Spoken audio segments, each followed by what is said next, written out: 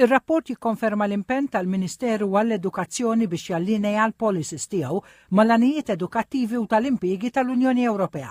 Fost l-iktar notevoli, ir-rata għolja ta' impjieg ta' 96.2% fost il-gradwati ta' livell terzjarju ferm il-fuq mill-medja Ewropea ta' kważi 88%.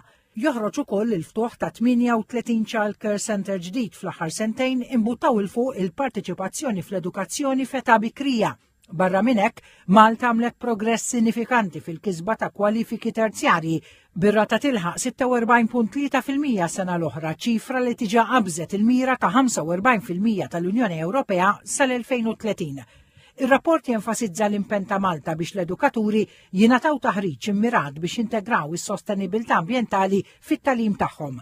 Jinnota wkoll il-Kunsill Nazzjonali tal-Ħiliet li qed jidentifika lakuni fil-ħiliet ħodor u diġitali biex is-settur edukattiv ikun f'konformità mal-ħtiġijiet tal-industrija.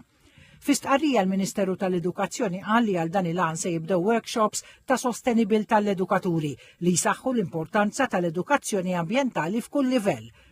Fil-waqt li fl-aħħar 10 snin kompla jonqos l-ammont ta' tfal li jitilqu kmieni minn fuq il-bankijiet tal-iskola, minkejja dan il-Ministeru qal li qed jiġu implementati riformi biex tkompli tejjeb is-sistema ta' identifikazzjoni bikrija għal studenti friskju.